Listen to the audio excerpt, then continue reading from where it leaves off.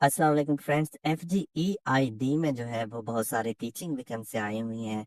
FGEID क्या है? ये federal government education institution directorate है, government of Pakistan ministry of defence का इदारा है।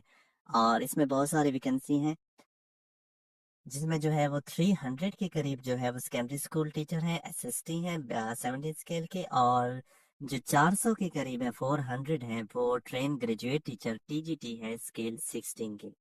तो ये जो वैकेंसी है ये पूरे पाकिस्तान के लिए है। तो जो प्रोविंस वाइज इनकी डिस्ट्रीब्यूशन है वो भी आपको बताते हैं, और साथ में ये भी बताते हैं इनके लिए कौन कौन से सब्जेक्ट के लिए रिक्वायरमेंट है, और मजीद क्या क्वालिफिकेशन सेट चाहिए, कौन से लोग अप्लाई कर सकते हैं, एज लिमिट क्या है, इस पर अप्लाई करने की फीस क्या है, और स्पेशली कि हम इस पर किस तरह ऑनलाइन अप्लाई कर सकते हैं, ये सब आपको इस वीडियो में बताते हैं। तो सबसे पहले आपको ये बता दें कि ये जो है इनिशियली ये कॉन्ट्रैक्ट बेस पर है 1 साल के लिए, जिसे बाद में एक्सटेंड किया जाएगा अगर रिक्वायरमेंट होती है। तो कोई पाबंदी नहीं है, कोई इनकी तरफ से जो है ये दावा नहीं है कि बाद में उसे जो है वो रेगुलर किया जाएगा।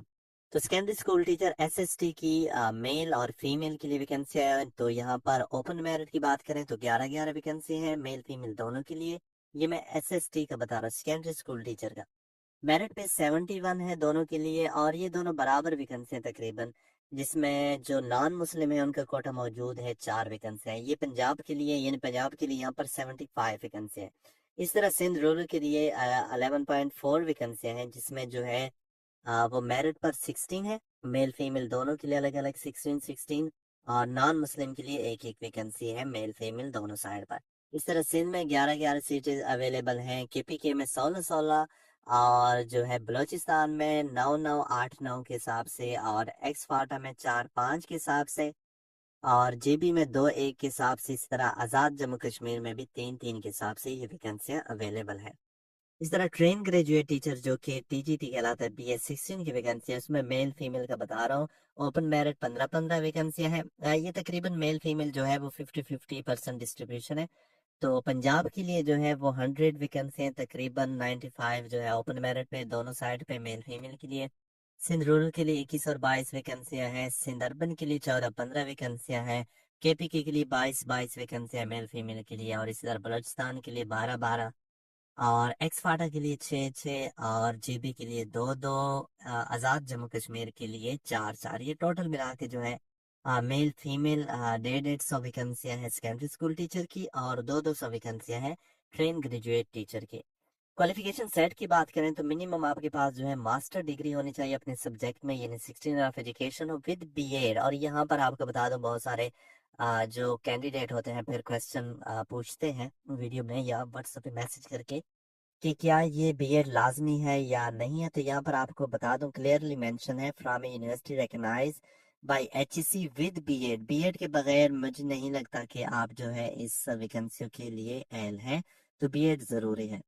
और इसके अलावा MA EPM from university recognised by HEC, ये वाले भी अप्लाई कर सकते हैं। सब्जेक्ट वाइज डिटेल्स क्या है मेल फीमेल के लिए 16 ऑफ एजुकेशन में?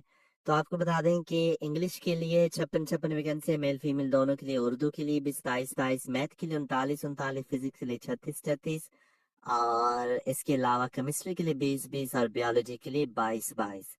तो ये जो है वो TGT के लिए उन्होंने बताया, subject wise detail for the post of TGT। और जो SST है उसके लिए यहाँ पर सेकेंडरी स्कूल टीचर के लिए जो है आपके पास 16 ऑफ एजुकेशन हो इन एनी सब्जेक्ट, किसी भी सब्जेक्ट में आपके पास 16 ऑफ एजुकेशन हो तो आप अप्लाई कर सकते हैं। और 14 ईयर डिग्री वाले जो है सेकंड क्लास जो TGT है उसके लिए 14 ईयर एजुकेशन वाले भी अप्लाई कर सकते हैं।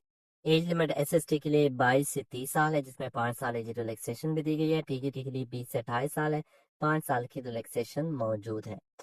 एज रिलैक्सेशन किस बेस पर दी जाएगी? यहाँ पर मेंशन 3 साल मिलेंगे tribal area Azad Kashmir, Gilgit Baltistan, Sindh rural और बलूचिस्तान के लिए। 10 साल मिलेंगे जिन्होंने अपनी government service complete 2 year continuous government service in the closing date of application, जिन्होंने 2 साल गवर्नमेंट सर्विस की हो। 10 year in case of person with disability है तो 10 सालों से मिलेंगे। 15 साल मिलेंगे किसी आर्म फोर्स के ऑफिसर को या कोई आर्म फोर्स से रिटायर हो।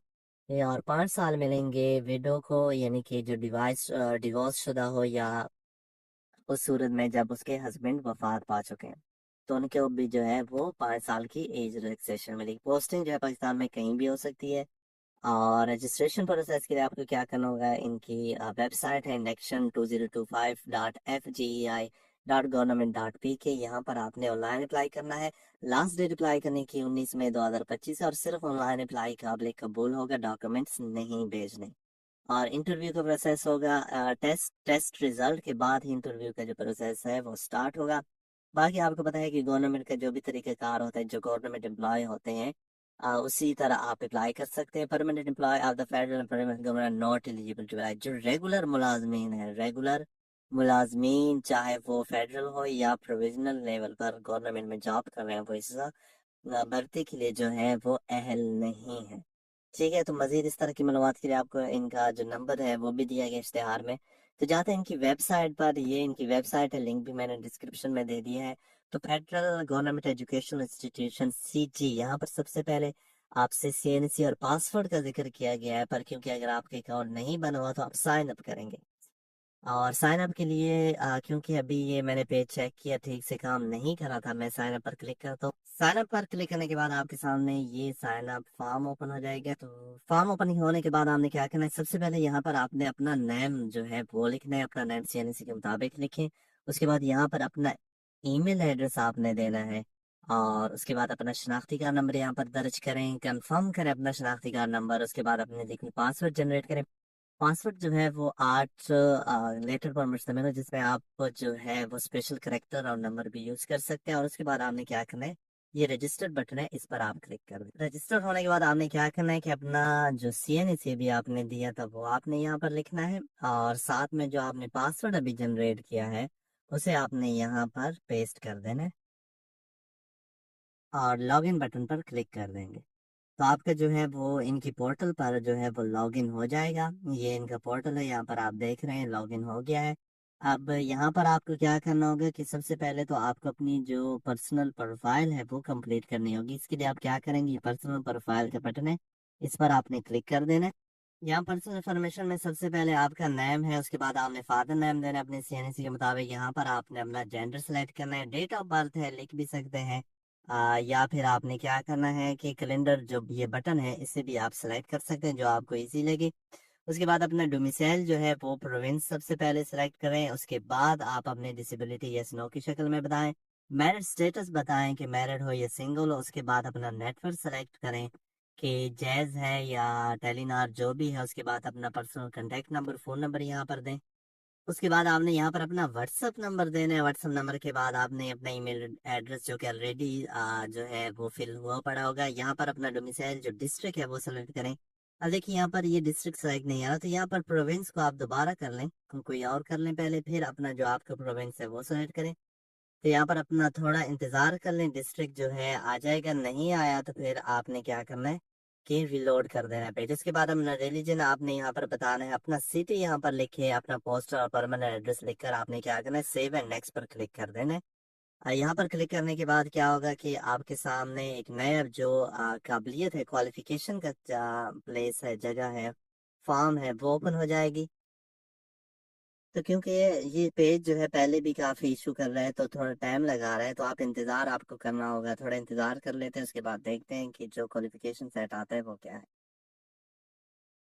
पर्सनल इंफॉर्मेशन का जो फॉर्म है वो फिल करने के बाद यहाँ आपके पास क्वालिफिकेशन सेट आ गया। आप देख रहे हैं क्वालिफिकेशन में बहुत सारी चीजें मौजूद है, जिसमें आपके तमाम डिग्रीज और प्रोफेशनल क्वालिफिकेशन है। तो सबसे पहले आपने मैट्रिक से स्टार्ट करना है। यहाँ पर अपनी matric, science, art, technical, O level, other जो भी है आपकी, वो सिलेक्ट करें किस सब्जेक्ट में आपकी की है। तो मैट्रिक का जो सब्जेक्ट होता है ऑलरेडी आप जो है यहाँ सेलेक्ट कर चुके हैं, लेकिन फिर भी जो फिल है वो लाजमी करें, कोई भी सेक्शन जो है वो खाली ना छोड़ें। तो यहाँ पर आप दोबारा साइंस लिख सकते हैं। परसेंटेज अपनी बताएं CGPA की या मार्क्स की कि कितने परसेंट आपने नंबर लिए हैं। रजिस्ट्रेशन नंबर आपने अपना जो रोल नंबर होता है जिस टाइप का भी है, जिसमें चाहे अल्फाबेट इस्तेमाल हो, नंबर इस्तेमाल हो, वो लिखें। और यहाँ पर आपने क्या करना है, अपना बोर्ड भी आपने लाजमी तौर पर जो है वो लिखना है। इसके बाद यहाँ पर इंटर आपने इसके देना है कि आपने क्या किया, FSC है, ICS है, जो भी है सब्जेक्ट। FSC जाहिर है प्री मेडिकल या इंजीनियरिंग में आपने बताना है, तो मेरा प्री इंजीनियरिंग है मैं कहता हूँ। और उसके बाद आपने अपने परसेंटेज बतानी है, कितने परसेंटेज नंबर है आपके। अपनी रजिस्ट्रेशन नंबर जो आपकी उस पर भी लिखी होगी, आपके जो सनद है उस पर भी लिखी होगी। और बोर्ड आपने यहाँ पर लिखना है, बोर्ड या स्कूल नाम नहीं लिखना, बोर्ड नाम लिखना है। उसके बाद आपकी 16 ईयर ऑफ एजुकेशन है तो यहाँ पर आपने वो सिलेक्ट करना है। बीएस है, किस फील्ड में है आपका बीएस वो सिलेक्ट करें। कितने परसेंटेज आपकी सीजीपी है, आपने परसेंटेज में बताना है, ठीक है, परसेंटेज या सीजीपी। सीजीपी अगर आप बताते हैं तो आप बता सकते हैं, लेकिन परसेंटेज बेहतर है। फर्ज करो मेरी 3.5 है तो मैं यहाँ पर 3.5 लिख लेता हूँ। इसे लिखने में भी थोड़ा सा इशू आ रहा है, तो बेहतर है आप परसेंटेज लिख लें। अगर नहीं लिखा जाए, अगर सीजीपी लिखा जा रहा है तो कोशिश करें सीजीपी लिखें। उसके बाद अपना रजिस्ट्रेशन नंबर यहाँ पर आपने बताना है, और यहाँ पर आपने अपनी जो यूनिवर्सिटी है उसका जिक्र करना है। इसी बात अगर एम फिल पीएचडी है तो वो भी इसी तरह फिल करें। उसके बाद आपकी बीएड क्वालिफिकेशन है जो कि ज़रूरी है यहाँ पर, तो आपने लाजमी तौर पर वो बताना है। और वो बताने के बाद आपने बोर्ड या यूनिवर्सिटी जहाँ से आपने किया है वो बताना है, और सेव एंड नेक्स्ट पर आपने क्लिक करके अगले सेक्शन में चले जाना है, जो कि है पोस्ट, यानी जिस पोस्ट पर आप अप्लाई करें। तभी ये ठीक से काम नहीं कर रहा, कि मे बी लोड ज्यादा हो या फिर ये वर्क ठीक नहीं कर रहा, लेकिन इंशाल्लाह जब आप अप्लाई करेंगे तो अप्लाई ठीक से होगा। नहीं होता तो वीपीएन भी ऑन कर लें और देख लें और बार बार ट्राई करें तो इंशाल्लाह हो जाएगा। क्वालिफिकेशन फिल करने के बाद आपने क्या करना है, पोस्ट फॉर अप्लाई के लिए आ रहा है तो आपको पता है दो तरह की वैकेंसी आई हुई है। ये इन फ्यूचर अगर आप ये वीडियो देख रहे हैं और कोई और पोस्ट आई हुई है तो यहाँ पर शो हो रही होंगी, और ये आपके सामने शो हो रही है। तो जिसके लिए आप अप्लाई करें, please add a qualification first. तो मैंने ऐड किया हुआ है, मे भी सही से नहीं आया हो तो इन्होंने कहा है। उसके बाद आपने क्या करना है, यहाँ पर अपना जो टेस्ट सिटी है वो प्रेफर करना है कि कहाँ पर आप टेस्ट देना चाहते हैं। दूसरा, यानी कि अगर इन केस यहाँ पर सिटी फिल हो जाती है तो फिर, और क्या आप जो है वो एज रिलैक्सेशन के लिए अप्लाई कर रहे हैं, क्लेम कर रहे हैं इनमें से किसी एक में से भी, तो आप यस कर दें इस पर। नहीं तो आपने सेव और नेक्स्ट करके अगले जो पोर्शन है उस पर चले जाना है, जो कि है चलान फॉर्म का। तो आपने चलान फॉर्म जो है वो भी फिल करना है। किस तरह फिल करना है वो भी आपको बताते हैं। पोस्ट अप्लाई करने के बाद आपके सामने यहाँ चलान फॉर्म शो होगा। क्योंकि मेरी पोस्ट अभी सेलेक्ट नहीं हुई, मेरी क्वालिफिकेशन पोस्ट की रिकॉर्डिंग जो है वो नहीं है, तो यहाँ शो नहीं हो रहा। लेकिन जब आपके चलान फॉर्म यहाँ शो होगा आप उसे डाउनलोड करेंगे। जो टारगेट बैंक होगा जहाँ पर मेंशन किया गया होगा बैंक के पास, जो 1 पे चलान फॉर्म होगा वो आपने जो है पे करना है। पे करने के बाद आज क्या होगा कि आपने यहाँ पर अपलोड डॉक्यूमेंट्स में आना है, और उस जो आपने पेमेंट की है, यूबीएल है, इजी पैसा है या अदर बैंक ऐप से आपने जो पेमेंट की है वो आप सेलेक्ट। फर्ज करो आपने इजी पैसा या जैज कैश या किसी भी मोबाइल बैंकिंग से की है, अदर बैंकिंग ऐप से, तो आप सेलेक्ट कर लेंगे। आप मोबाइल बैंकिंग से की है तो आपने ये सेलेक्ट कर देना है। उसके बाद अपनी जो ट्रांजैक्शन डिटेल्स है जो आपको अगर आप ऐप से पे करते हैं तो स्क्रीन पर भी शो हो जाती है, और स्क्रीनशॉट भी आप ले सकते हैं, वहां पर भी लिखी होती है, या फिर मैसेज जो आपको रिसीव होता है उसमें भी लिखी होती है। वो नंबर आप यहाँ पर ट्रांजैक्शन का आईडी नंबर होता है, डिटेल्स होती हैं वो देंगे, वो सबमिट कर देंगे। तो एंड पर आपने ये अंडरटेकिंग फॉर्म है जिसमें आपने क्या करना है कि अपनी जो तमाम आपके डॉक्यूमेंट्स हैं, जिसमें जो भी आपकी दस्तावेजात हैं उस पर आप ये मतलब कि स्टेटमेंट देंगे कि तमाम जो डाटा मैंने प्रोवाइड किए ठीक है मेरी मालूमात के मुताबिक, और टर्म्स एंड कंडीशन को आप एक्सेप्ट करते हैं। जब ये हो जाएगा फिर आपने क्या करना है, आपकी जो एप्लीकेशन है वो ऑटोमेटिकली समझो कि सबमिट हो गए। पर क्योंकि यहाँ पर मैंने कोई चीज़ भी अपलोड नहीं की तो यहाँ शो नहीं हो रहा। तो जब ये कंप्लीट हो जाएगा तो यहाँ सबमिट का बटन होगा, आपने सबमिट कर देना है।